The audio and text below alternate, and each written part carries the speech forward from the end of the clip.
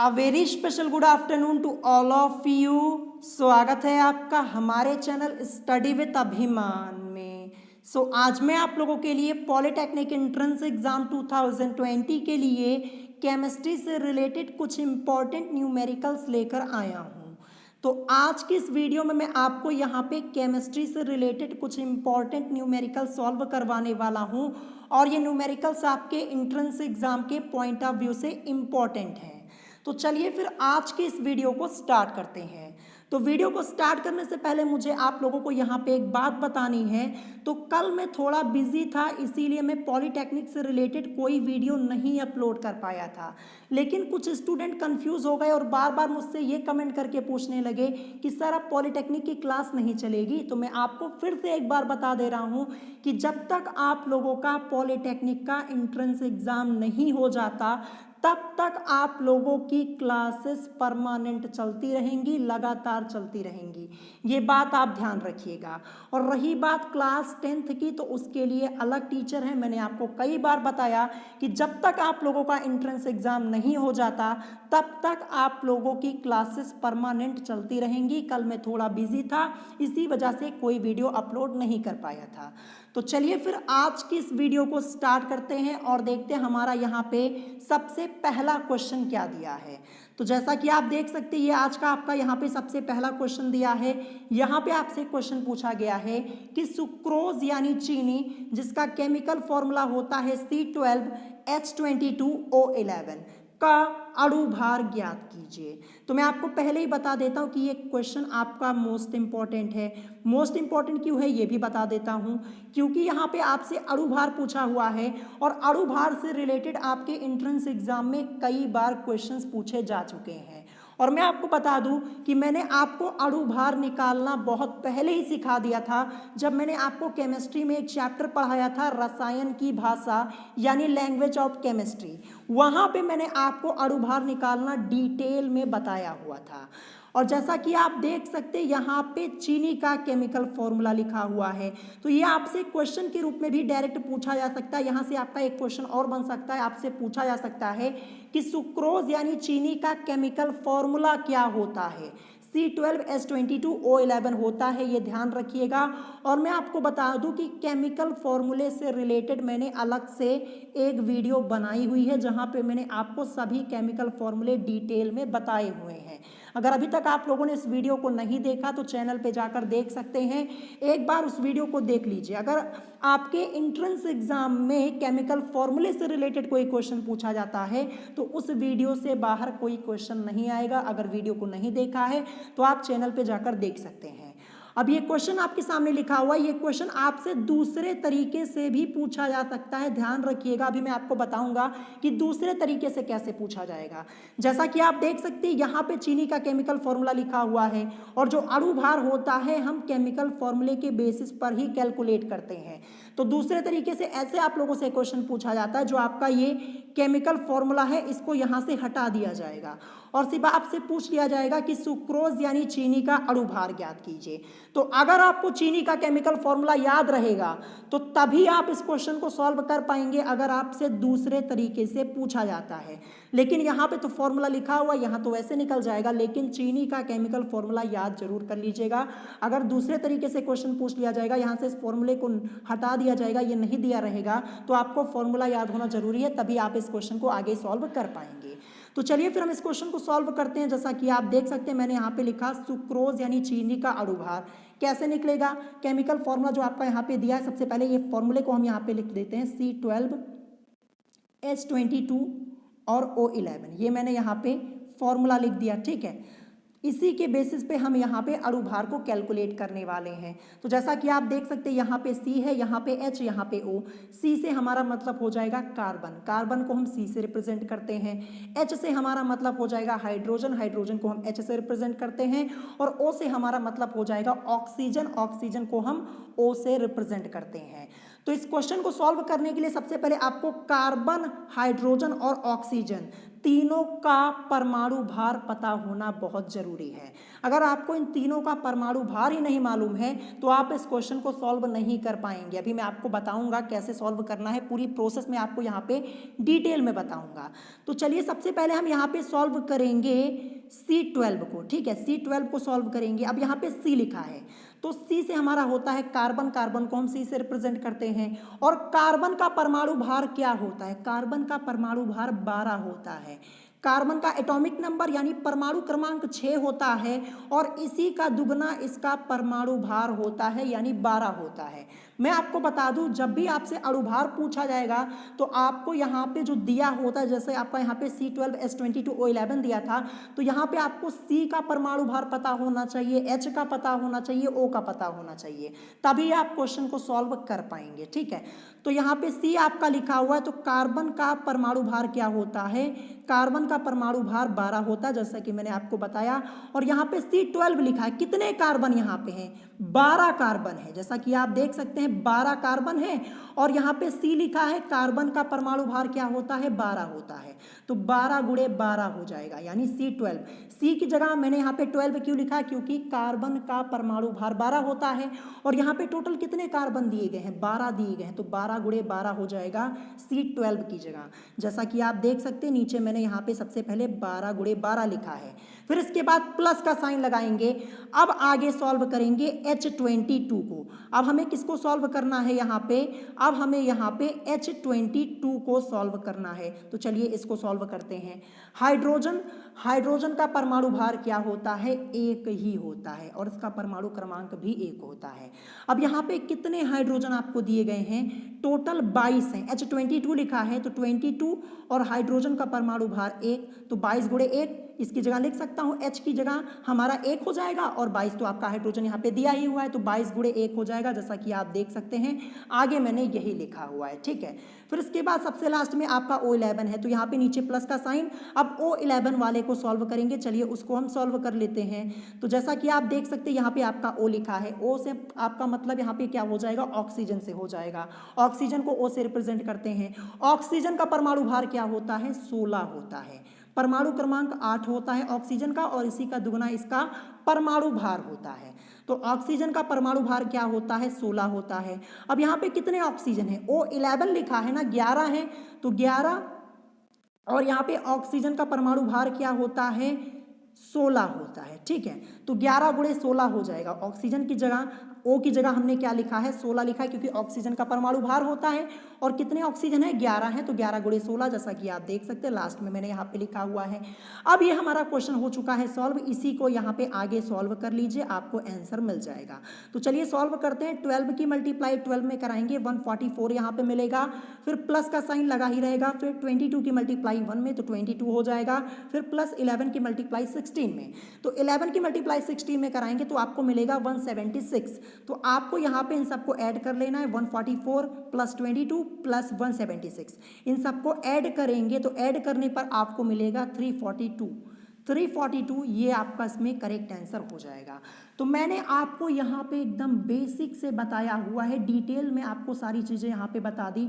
तो आशा करता हूँ आप लोगों को यहाँ पे अणुभार निकालना आ गया होगा, जिसको अणुभार निकालना नहीं आता होगा वो भी यहाँ पे सीख गया होगा। और मैंने इससे पहले भी आपको कई बार अणुभार से रिलेटेड क्वेश्चंस कराए हुए हैं। तो चलिए ऑप्शन में चेक करते हैं 342 कहाँ दिया है, तो ये आपका दिया है ऑप्शन बी में। ऑप्शन बी आपका इसमें करेक्ट आंसर हो जाएगा और ये क्वेश्चन आपका मोस्ट इंपॉर्टेंट है, ध्यान रखिएगा। और आशा करता हूँ आप लोगों को ये क्वेश्चन समझ में आया होगा। वैसे तो ये क्वेश्चन 1 मिनट का क्वेश्चन है, लेकिन मैं आपको यहाँ पे डिटेल में समझा रहा हूँ ताकि सब लोगों को डिटेल में समझ में आ जाए। सबको, जैसे कुछ स्टूडेंट्स हैं उनको अणुभार निकालना आता है, अच्छी बात है आता है, कुछ लोगों को नहीं भी आता है, इसीलिए मैं आपको यहाँ पे इतना डिटेल में बता दे रहा हूँ कि दोबारा आप लोगों को कोई डाउट ही ना हो, ठीक है। तो आशा करता हूँ आप इस क्वेश्चन को समझे होंगे। अब चलिए बढ़ते हैं नेक्स्ट क्वेश्चन की तरफ, क्वेश्चन नंबर 2। तो क्वेश्चन नंबर 2 ये भी आपका मोस्ट इंपॉर्टेंट है। क्यों इंपॉर्टेंट है? क्योंकि सेम इसी पैटर्न का एक क्वेश्चन आपका यूपी पॉलिटेक्निक एंट्रेंस एग्जाम 2018 में पूछा गया था, ठीक है। तो चलिए देखते हैं यहाँ पे क्वेश्चन क्या लिखा है। तो क्वेश्चन नंबर 2 आपका यहाँ पे लिखा है कि 235 परमाणु भार तथा 92 परमाणु क्रमांक वाले एक तत्व से दो अल्फा कण तथा एक बीटा कण निकलने के पश्चात बनने वाले तत्वों का परमाणु भार तथा परमाणु क्रमांक क्या होगा। तो हमें यहाँ पे बनने वाले तत्वों का परमाणु भार तथा परमाणु क्रमांक हमें यहाँ पे ज्ञात करना है। तो तत्व तो हमें दिया नहीं हुआ है, तो मैं यहाँ पे क्या करूँगा, तत्वों को x मान लूँगा। मैंने क्या मान लिया, जो तत्व है वो क्या है, x है। तो सबसे पहले हम क्या करेंगे, अल्फा वाला सॉल्व करेंगे। क्या लिखा है कि 235 परमाणु भार तथा 92 परमाणु क्रमांक वाले एक तत्व से दो अल्फा कण। तो सबसे पहले हम यहाँ पे दो अल्फा कण वाला सॉल्व कर लेंगे। जो दो अल्फा कण यहाँ से निकल रहे हैं वो वाला हम सबसे पहले सॉल्व करेंगे, फिर उसके बाद बीटा कण वाला सॉल्व करेंगे। ठीक है, तो चलिए क्वेश्चन को सॉल्व करना स्टार्ट करते हैं। तो मैंने तत्वों को क्या माना है, x माना है, इसीलिए मैंने यहाँ पे नीचे x लिखा हुआ है। ठीक है, ध्यान रखिएगा ये आपका एलिमेंट है, तो x माना, यहाँ पे x लिख लिया। अब क्वेश्चन में देखिए परमाणु भार मतलब द्रव्यमान संख्या आपको यहाँ पे कितनी दी गई है, 235। तो 235 मैंने यहाँ पे ऊपर लिख लिया, ये आपका परमाणु भार यानी द्रव्यमान संख्या हो गई। और परमाणु क्रमांक कितना दिया है, तत्वों का 92 दिया हुआ है। तो परमाणु क्रमांक मैंने यहाँ पे नीचे लिख दिया x के नीचे, क्योंकि तत्वों को हमने x माना हुआ है और परमाणु क्रमांक आपका दिया है 92, तो ये मैंने यहाँ पे नीचे लिख दिया। अब सबसे पहली कंडीशन क्या कह रहा है कि दो अल्फा कण निकल रहे हैं। तो सबसे पहले मैं आपको अल्फा कण वाला कॉन्सेप्ट बता देता हूं। मैंने आपको कई बार बताया है, एक बार मैं फिर से आपको बता देता हूं कि अल्फा कण के उत्सर्जन पर परमाणु क्रमांक में 2 इकाई तथा द्रव्यमान संख्या में यानी परमाणु भार में 4 इकाई की कमी हो जाती है। और ये मैंने आपको एक अल्फा कण के लिए बताया, जो अभी मैंने बोला, ये एक अल्फा कण के लिए। ध्यान रखिएगा कि एक अल्फा कण के उत्सर्जन पर परमाणु क्रमांक में 2 इकाई तथा द्रव्यमान संख्या में 4 इकाई की कमी हो जाती है। द्रव्यमान संख्या मतलब परमाणु भार होता है, ध्यान रखिएगा। तो यहाँ पे कितने कण निकल रहे हैं, यहाँ पे 2 कण की बात हो रही है, क्वेश्चन में आप साफ साफ देख पा रहे होंगे। तो मैंने यहाँ पे एलिमेंट को x माना, द्रव्यमान संख्या यानी परमाणु भार मैंने यहाँ पे लिखा, एटॉमिक नंबर नीचे लिखा, फिर उसके बाद मैंने यहाँ पे लिखा 2 अल्फा कण निकलने के बाद 2 अल्फा कण निकल रहा है।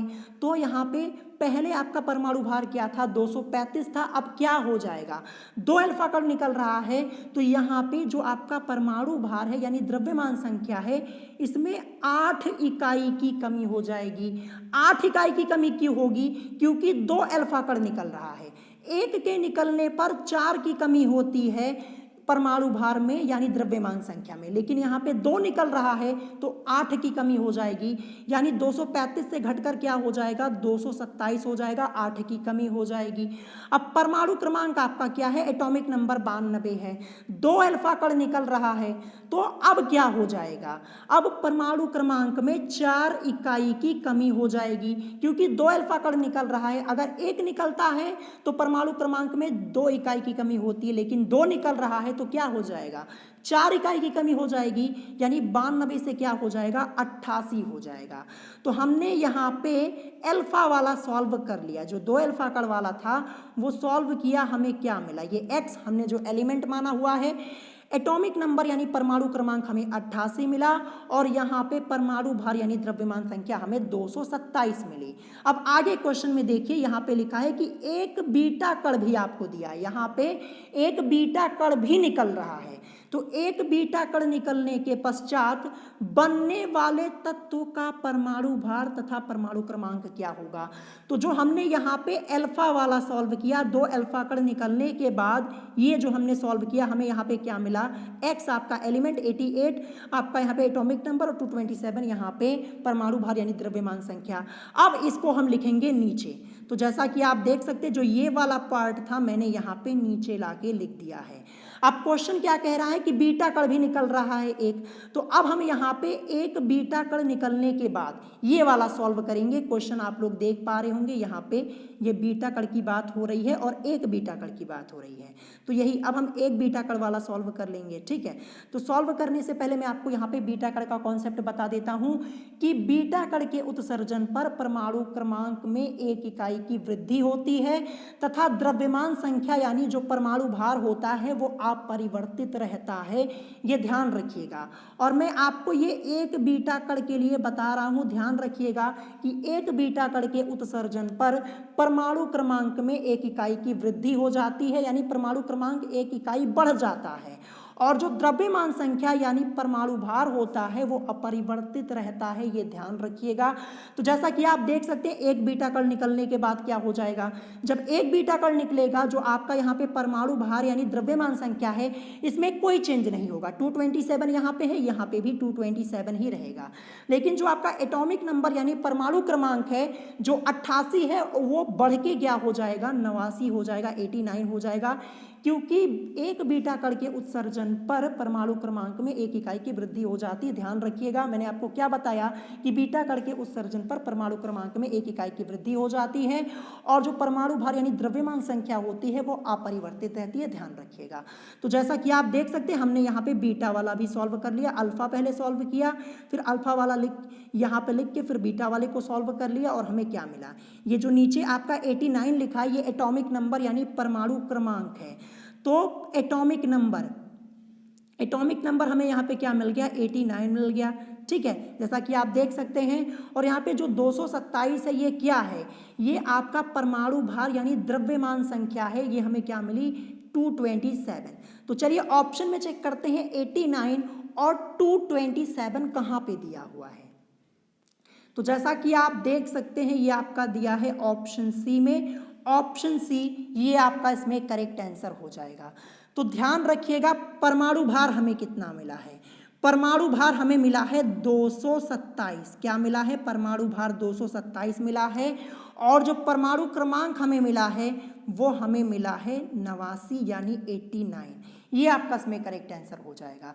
तो आशा करता हूँ आप इस क्वेश्चन को समझ गए होंगे क्योंकि मैंने आपको पूरा क्वेश्चन यहाँ पे डिटेल में बताया है और इससे पहले भी मैंने आपको ये ऐसे कई क्वेश्चन सॉल्व कराए हुए हैं। मैं आपको बता दूं कि आपकी केमिस्ट्री के पेपर में, आपके एंट्रेंस एग्जाम में ऐसे ही न्यूमेरिकल्स पूछे जाते हैं, आप पेपर उठा के चेक कर सकते हैं, ठीक है। अब मैं आपको जो इंपॉर्टेंट न्यूमेरिकल्स होंगे वो एक दिन मैं आपको सिर्फ न्यूमेरिकल्स ही सॉल्व कराऊंगा, उसके ऊपर आप लोगों को अलग से वीडियो मिलेगी न्यूमेरिकल्स के ऊपर। वैसे तो मैं आपको चैप्टर जब पढ़ाता हूँ वहाँ पे आपको सारे न्यूमेरिकल सॉल्व करवा देता हूँ, लेकिन फिर से मैं आपको न्यूमेरिकल सॉल्व करवा दूंगा जिससे आप लोगों की प्रैक्टिस हो जाएगी, ठीक है। अब चलिए बढ़ते हैं नेक्स्ट क्वेश्चन की तरफ, क्वेश्चन नंबर 3। तो जैसा कि आप देख सकते हैं ये आपका क्वेश्चन नंबर 3 है और क्वेश्चन नंबर 3 ये आपका मोस्ट इंपॉर्टेंट है और इससे रिलेटेड 2 क्वेश्चंस मैंने आपको ऑलरेडी सॉल्व कराए हुए हैं। जब मैंने आपको केमिस्ट्री में एक चैप्टर पढ़ाया था रेडियो एक्टिविटी वाला, वहाँ पे मैंने आपको इससे रिलेटेड 2 क्वेश्चन सॉल्व कराए हुए हैं ऑलरेडी और इस क्वेश्चन का कॉन्सेप्ट भी मैंने आपको बताया था। तो अगर आपको कॉन्सेप्ट पता होगा इस क्वेश्चन का तो विद इन आप इस क्वेश्चन को 1 मिनट के अंदर सॉल्व कर देंगे। वैसे तो अभी मैं आपको ये क्वेश्चन डिटेल में समझाऊंगा, तो चलिए क्वेश्चन देख लेते हैं। यहाँ पे क्वेश्चन लिखा क्या है, क्वेश्चन आपका लिखा है कि एक तत्व आवर्त सारणी के 5वें समूह 5th A में उपस्थित है, इसमें से एक अल्फा कण उत्सर्जित होने पर बनने वाला नया परमाणु किस समूह से संबंधित होगा। क्वेश्चन क्या पूछा है कि एक अल्फा कण उत्सर्जित होने पर बनने वाला नया परमाणु किस समूह से संबंधित होगा, ये आपसे यहाँ पे पूछा गया है। तो क्वेश्चन मोस्ट इंपॉर्टेंट है। तो ये क्वेश्चन आपका टोटली कॉन्सेप्चुअल क्वेश्चन है, अगर आपको कॉन्सेप्ट पता है तभी आप इस क्वेश्चन को सॉल्व कर पाएंगे। और इस क्वेश्चन को सॉल्व करने के लिए मैंने आपको रूल ऑलरेडी बताया हुआ है। जब मैंने आपको चैप्टर पढ़ाया था रेडियो एक्टिविटी वाला, वहाँ पे मैंने आपको सारी चीज़ें डिटेल में बताई हुई थी। तो यहाँ पे रूल क्या लगने वाला है वो मैं आपको बता देता हूँ। तो यहाँ पे रूल यूज होगा सोडी समूह विस्थापन नियम। क्या यूज होगा मैं आपको लिख के बता देता हूँ। रूल जो आपका यहाँ पे यूज होगा सोडी समूह विस्थापन नियम, यही रूल यूज होगा और ये क्वेश्चन आपका सॉल्व हो जाएगा। आपके पास बुक होगी, आप चैप्टर अपना चेक कीजिए रेडियो एक्टिविटी वाला, वहाँ पे आपको सोडी समूह विस्थापन नियम मिल जाएगा और मैंने आपको ये रूल बताया भी हुआ है जब मैंने आपको चैप्टर पढ़ाया था। आप चैनल पे जाकर चेक कर सकते हैं वो वाली वीडियो रेडियो एक्टिविटी वाली, वहाँ पे मैंने आपको सोडी समूह विस्थापन नियम के बारे में बताया हुआ था। तो रूल क्या है, सबसे पहले मैं आपको रूल बता देता हूँ, तब हम इस क्वेश्चन को सॉल्व करेंगे। तो रूल आपका जैसा कि आप लोग देख पा रहे होंगे, यहाँ पे मैंने लिखा कि समूह विस्थापन नियम के अनुसार किसी परमाणु में से एक अल्फा कण उत्सर्जित होने पर बनने वाला नया परमाणु आवर्त सारणी में मूल परमाणु के स्थान से 2 स्थान बाईं ओर स्थित होता है। तो अगर आपको इतना कॉन्सेप्ट पता है तो ये क्वेश्चन आप सॉल्व कर देंगे विद इन 20 सेकेंड के अंदर। मैं आपको यहाँ पे डिटेल में समझा रहा हूँ, इसीलिए मुझे टाइम लग रहा है, क्योंकि न्यूमेरिकल्स आपका समझना बहुत ज़रूरी है। न्यूमेरिकल समझ जाएंगे तो वैसे ही आप सारे क्वेश्चन को सॉल्व कर पाएंगे। थ्योरी में आपको दिक्कत नहीं होती होगी जितना आप लोगों को न्यूमेरिकल्स में होती होगी। तो बहुत ही ध्यान से समझिएगा। अब क्वेश्चन क्या कह रहा है, क्वेश्चन आपका लिखा है कि एक तत्व आवर्त सारणी के 5वें समूह यानी 5th ए में उपस्थित है। तो जैसा कि आप देख सकते हैं, मैंने यहाँ पे लिखा तत्व कहाँ उपस्थित है, 5th ए में। जैसा कि आप देख सकते हैं क्वेश्चन में आपका लिखा हुआ है, ये मैंने यहाँ पे लिख दिया। फिर उसके बाद क्या कह रहा है कि इसमें से एक अल्फा कण उत्सर्जित होने पर, तो नीचे जैसा कि आप देख सकते हैं मैंने यहाँ पे लिखा कि एक अल्फा कण निकलने पर यानी एक अल्फा कण उत्सर्जित होने पर, ठीक है। फिर इसके बाद यहाँ पे लिखा है कि एक अल्फा कण उत्सर्जित होने पर बनने वाला नया परमाणु किस समूह से संबंधित होगा, यानी किस समूह में जाएगा, आपको ये यहाँ पे बताना है। हमें यहाँ पे जो नया परमाणु बनेगा, यहाँ पे जब एक अल्फा कण निकल जाएगा, जब ये नया परमाणु बनेगा, ये किस समूह से संबंधित होगा, ये आपको यहाँ पे बताना है। अब इस रूल को पढ़िए, यहाँ पे क्या लिखा है कि समूह विस्थापन नियम के अनुसार किसी परमाणु में से एक अल्फा कण उत्सर्जित होने पर बनने वाला नया परमाणु आवर्त सारणी में मूल परमाणु के स्थान से 2 स्थान बाईं ओर स्थित होता है।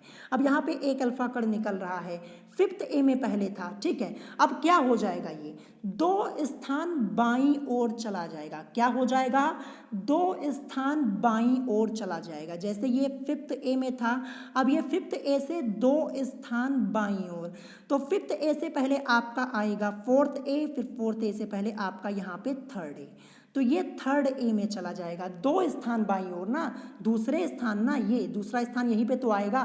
क्या लिखा है कि 2 स्थान बाईं ओर, पहले 5th ए में था, फिर यहाँ पे 4th ए में आ जाएगा, फिर यहाँ पे 3rd ए में, यहाँ पे इस पे आ जाएगा, ठीक है। तो 3rd ए में आपका यहाँ पे चला आएगा और यही आपका इसमें करेक्ट आंसर हो जाएगा। तो चलिए ऑप्शन में चेक करते हैं 3rd ए आपका कहाँ पे दिया है। तो ये आपका दिया है ऑप्शन सी में, ऑप्शन सी आपका इसमें करेक्ट आंसर हो जाएगा। जो आपका ये यहाँ पे पहले था, जो आपका ये तत्व था पहले कहाँ था, 5th ए में था। और रूल क्या कहता है कि जब यहाँ पे अल्फा कण निकल जाता है, उत्सर्जित हो जाता है, तो 2 स्थान बाईं ओर चला जाता है। 5th ए में था ही, 4th ए से पहले आपका आएगा, फिर आपका 3rd ए आएगा, तो ये 3rd ए में ये चला आएगा, ठीक है। 2 स्थान बाईं ओर आपका चला आया यहाँ पे। तो आशा करता हूँ आप इस क्वेश्चन को समझे होंगे। अब चलिए बढ़ते हैं नेक्स्ट क्वेश्चन की तरफ, क्वेश्चन नंबर 4। तो क्वेश्चन नंबर 4 ये भी आपका टोटली कॉन्सेप्चुअल क्वेश्चन है, ध्यान रखिएगा। अगर आपको कॉन्सेप्ट पता है तो विद इन 1 मिनट के अंदर या फिर 30 सेकेंड के अंदर आप इस क्वेश्चन को सॉल्व कर पाएंगे। तो चलिए देखते हैं क्वेश्चन आपका यहाँ पे लिखा क्या है। तो यहाँ पे क्वेश्चन लिखा है कि कुछ तत्वों को उनकी आवर्त सारणी में स्थिति के अनुसार दर्शाया गया है। फिर यहाँ पे आपके तत्व लिखे हुए हैं NaMgAlSiP। Na से मतलब सोडियम, Mg से मतलब मैग्नीशियम, Al से एल्यूमिनियम, Si से सिलिकॉन और P से फॉस्फोरस आपका हो जाएगा। फिर आपसे पूछा है कि इनमें से सबसे बड़े आकार का तत्व कौन सा है। आपको यहाँ पे बताना है कि इनमें से सबसे बड़े आकार का तत्व कौन सा है। तो इस क्वेश्चन को सॉल्व करने के लिए आपको कॉन्सेप्ट पता होना चाहिए। ये क्वेश्चन आपका पेरियोडिक टेबल से रिलेटेड है। ये क्वेश्चन आपको अपनी अरिहंत की बुक में नहीं देखने को मिलेगा, लेकिन ये क्वेश्चन आपसे पूछा जा सकता है, ये बात आप ध्यान रखिएगा। तो कैसे सॉल्व करना है, सबसे पहले मैं आपको इसका आंसर बता देता हूँ। आंसर आपका इसमें होगा सोडियम यानी Na। जो Na है ये आपका इसमें करेक्ट आंसर होगा। इनमें से सबसे बड़े आकार का तत्व आपका क्या हो जाएगा, Na यानी सोडियम। ऑप्शन ए आपका इसमें करेक्ट हो जाएगा। अब सोडियम यानी Na ये आपका क्यों हुआ, इसको समझ लीजिए, इसके पीछे का रीज़न क्या है। तो रीज़न मैं आपको बता दे रहा हूँ कि आवर्त सारणी में आवर्त में बाएं से दाएं जाने पर परमाणु आकार घटता है। ध्यान रखिएगा, आवर्त सारणी में बाएं से दाएं जाने पर यानी लेफ्ट से राइट जाने पर परमाणु आकार घटता है। अतः Na का परमाणु आकार सबसे बड़ा है। क्यों बड़ा है? मैंने आपको रीजन क्या बताया? मैंने आपको रीजन बताया कि आवर्त सारणी में बाएं से दाएं जाने पर यानी लेफ्ट से राइट जाने पर परमाणु आकार घटता है। तो यहाँ पे सबसे लेफ्ट में देखिए कौन सा आपका है, Na है। Na का जो आकार होगा, परमाणु आकार होगा, ये सबसे बड़ा होगा। फिर जब हम इससे यहाँ पे दाहिनी तरफ आएंगे तो मैग्नीशियम है, मैग्नीशियम का कम हो जाएगा Na से। फिर और यहाँ पे दाहिनी तरफ आएंगे तो एल्युमिनियम है, एल्युमिनियम का भी कम होगा, ऐसे कम होता हुआ चला जाएगा। यानी जो आपका Na है वो क्या है, ये यहाँ पे सबसे बाएं में है। ये बाएं है ना, ये लेफ्ट में है सबसे। और मैंने आपको क्या बताया कि आवर्त सारणी में बाएं से दाएं जाने पर परमाणु आकार घटता है। तो जैसे हम यहाँ पे और दाहिने चलते हुए चले जाएंगे परमाणु आकार घटता हुआ चला जाएगा। यानी सबसे ज़्यादा Na का है, फिर उससे कम Mg का, फिर उससे कम एल्युमिनियम का, उससे कम सिलिकॉन का और सबसे कम यहाँ पे फॉस्फोरस का हो जाएगा। और आपसे यहाँ पे सबसे बड़े आकार का तत्व पूछा है तो बड़ा आपका हो जाएगा सोडियम। ऑप्शन ए आपका इसमें करेक्ट आंसर हो जाएगा। और आशा करता हूँ आप इस क्वेश्चन को समझ पाए होंगे। बहुत ही ईजी है, कॉन्सेप्ट पता है तो बड़े आसानी से सॉल्व कर पाएंगे। तो ये आपके कॉन्सेप्चुअल क्वेश्चन हैं, इन सब की प्रैक्टिस अच्छे से कर लीजिएगा, खासकर क्वेश्चन नंबर 3 की। ठीक है, क्वेश्चन नंबर 3 और ये क्वेश्चन नंबर 4, ये दोनों आपके कॉन्सेप्चुअल क्वेश्चन है। कॉन्सेप्ट आपको पता होगा तभी आप इस क्वेश्चन को सॉल्व कर पाएंगे। ठीक है, अब चलिए नेक्स्ट क्वेश्चन देखते हैं। हमारा क्वेश्चन नंबर 5 यहाँ पे क्या दिया है। तो जैसा कि आप लोग देख पा रहे होंगे ये आपका क्वेश्चन नंबर 5 है और ये क्वेश्चन आपका यूपी पॉलिटेक्निक एंट्रेंस एग्जाम 2018 में ऑलरेडी पूछा जा चुका है। और ये क्वेश्चन आपके एंट्रेंस एग्जाम के पॉइंट ऑफ व्यू से मोस्ट इंपॉर्टेंट है, ये मैं आपको पहले ही बता देता हूँ, क्योंकि आपसे यहाँ पे मूलानुपाती सूत्र पूछा गया। मैं आपको बता दूँ कि मूलानुपाती सूत्र आपके एंट्रेंस एग्जाम में हर एक साल पूछा जाता है। इस टॉपिक से आपके एंट्रेंस एग्जाम में क्वेश्चंस हर एक साल पूछे जाते हैं, आप पेपर उठा के चेक कर सकते हैं। 2018 में भी पूछा गया था और 2019 में भी आप लोगों से मूलानुपाती सूत्र पूछा गया था। और मैंने आपको मूलानुपाती सूत्र निकालना बहुत पहले ही सिखा दिया है। ठीक है, मैंने आपको चैप्टर पढ़ाया हुआ है रसायन की भाषा, वहाँ पे मैंने आपको पूरा डिटेल में बताया हुआ था कि मूलानुपाती सूत्र कैसे निकालते हैं। तो चलिए देखते हैं ये क्वेश्चन मैंने आपको ऑलरेडी सॉल्व कराया है।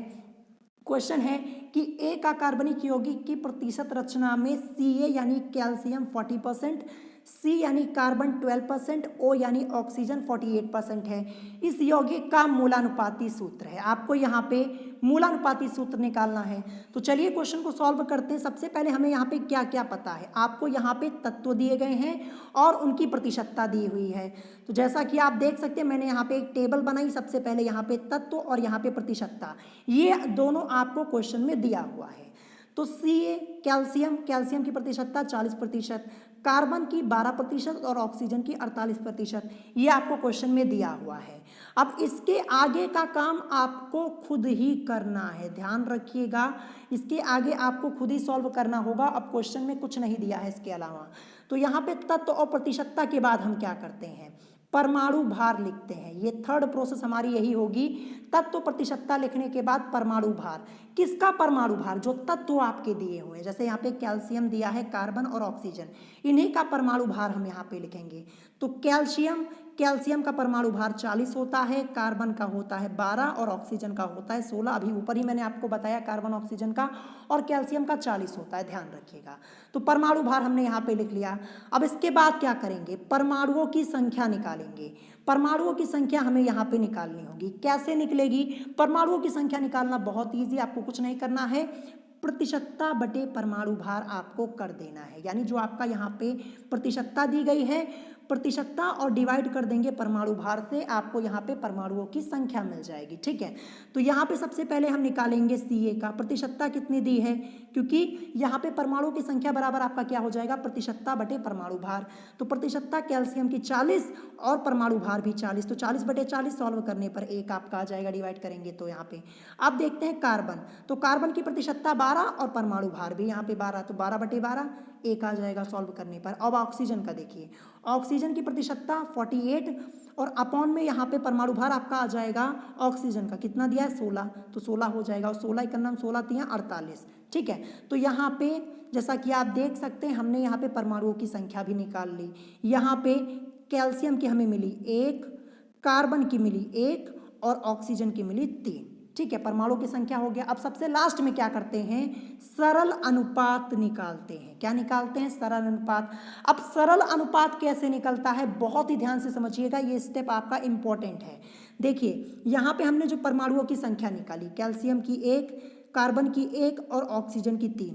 अब इन तीनों संख्याओं को देखिए, इन तीनों में आपकी सबसे छोटी संख्या कौन सी है, तो सबसे छोटी संख्या आपकी यहाँ पे 1 हो जाएगी, और 1 आपका यहाँ पे 2 बार दिया गया है जैसा कि आप देख सकते हो, तो उससे कोई फर्क नहीं पड़ता।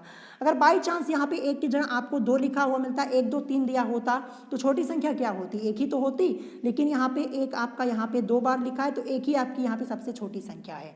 जो सबसे छोटी संख्या है 1, ये मैंने यहाँ पे लिख दिया। ठीक है, अब इस 1 से हम क्या करेंगे, जो आपके यहाँ पे परमाणुओं की संख्या निकली है 1 1 3, इन तीनों को डिवाइड कर देंगे। ठीक है, क्या कर देंगे, डिवाइड कर देंगे, तो हमें यहाँ पे सरल अनुपात मिल जाएगा। जैसा कि आप देख सकते हैं यहाँ पे मैंने डिवाइड ही किया है और हमें सरल अनुपात मिल जाएगा। तो तीनों में सबसे छोटी संख्या आपकी 1 थी, इसी 1 से इसमें, फिर इसमें और इसमें हम कर देंगे डिवाइड, तो हमें सरल अनुपात पता चल जाएगा। जैसा कि आप देख सकते हैं 1/1 1 ही आएगा आपका डिवाइड करने पर, यहाँ पे 1/1 1 ही आएगा, फिर यहाँ पे 3 1 से करेंगे तो 3 आपका आ जाएगा। तो यहाँ पे सरल अनुपात हमें क्या मिला, कैल्शियम का 1, कार्बन का 1 और ऑक्सीजन का 3। ये क्वेश्चन हमारा सॉल्व हो चुका है। चलिए अब इसको मैं आपको आगे दिखा देता हूँ हमें लिखना कैसे है। 1 1 3 ये सरल अनुपात हमें मिल गया। ठीक है, तो जैसा कि आप देख सकते हैं मैंने यहाँ पे क्या लिखा, अतः यौगिक में एक Ca परमाणु यानी एक कैल्शियम परमाणु, एक C परमाणु यानी एक कार्बन परमाणु तथा 3 O परमाणु यानी 3 ऑक्सीजन परमाणु उपस्थित हैं। तो चलिए अब हम सूत्र लिख लेते हैं। Ca सबसे पहले आपका Ca है, तो मैंने यहाँ पे Ca लिखा। यहाँ पे देखिए परमाणु की संख्या 1 और सरल अनुपात भी हमारा 1 आया है, तो Ca के नीचे 1 लिखा जाएगा, 1 नहीं लिखा जाएगा। ध्यान रखिएगा, जब भी आपका 1 आएगा 1 हम नहीं लिखते। आपने कभी ऐसे लिखा हुआ देखा है Ca1, कभी नहीं देखा है ना, तो 1 को नहीं लिखा जाता है, ध्यान रखिएगा। तो Ca आपका यहाँ पे Ca ही रहेगा। फिर इसके बाद C का भी जैसा कि आप देख सकते हैं परमाणुओं की संख्या 1 और सरल अनुपात 1 आया है, तो Ca, फिर इसके बाद मैं लिखूंगा C। अब C1 नहीं लिखा जाता है, ध्यान रखिएगा, 1 नहीं लिखा जाता है तो 1 नहीं लिखेंगे। ठीक है, फिर इसके बाद सबसे लास्ट में आपका है O यानी ऑक्सीजन, और यहाँ पे परमाणुओं की संख्या 3 और सरल अनुपात भी 3 हमारा आया है, तो O की जगह हम क्या लिख देंगे 3, यानी CaCO3। ये क्या हो गया, ये आपका मूलानुपाती सूत्र हो गया, यही आपका इसमें करेक्ट आंसर हो जाएगा। ठीक है, क्या आपने ये फॉर्मूला कभी ऐसे लिखा हुआ देखा है, Ca1 फिर C1O3 ऐसे लिखा देखा है, नहीं देखा है ना, इसीलिए ये 1 नहीं लिखते हैं। ध्यान रखिएगा, आपको यहाँ पे 1 लिखा हुआ जहाँ पे आएगा परमाणुओं की संख्या 1 सरल अनुपात 1 आएगा, तो ध्यान रखिएगा 1 हम नहीं लिखते हैं। ठीक है, इसीलिए Ca की जगह Ca, फिर C लिख दिया, फिर O3। 3 क्यों लिखा, क्योंकि यहाँ पे जैसा कि आप देख सकते हैं सरल अनुपात और परमाणु की संख्या 3 है, 3 लिखा जाता है। तो CaCO3 ये आपका मूलानुपाती सूत्र हो गया, जैसा कि आप देख सकते हैं। अतः यौगिक का मूलानुपाती सूत्र CaCO3 है। तो चलिए ऑप्शन में चेक करते हैं कहाँ पे दिया है, तो ये आपका दिया है ऑप्शन डी में। ऑप्शन डी आपका इसमें करेक्ट आंसर हो जाएगा। और आशा करता हूँ मूलानुपाती सूत्र आप समझ गए होंगे। मूलानुपाती सूत्र से रिलेटेड मैंने आपको टोटल 5 क्वेश्चन सॉल्व करवाए हुए हैं पहले ही। ठीक है, ये हम आज मैं आपको ये क्वेश्चन दोबारा सॉल्व करा रहा हूँ। ये भी क्वेश्चन मैंने आपको ऑलरेडी सॉल्व कराया है, दोबारा इसलिए सॉल्व करा देता हूँ कोई स्टूडेंट हमसे नया जुड़ा हो वो भी समझ जाए। ठीक है, और मैंने ये पहले टॉपिक आपका पढ़ा दिया है मूलानुपाती सूत्र वाला।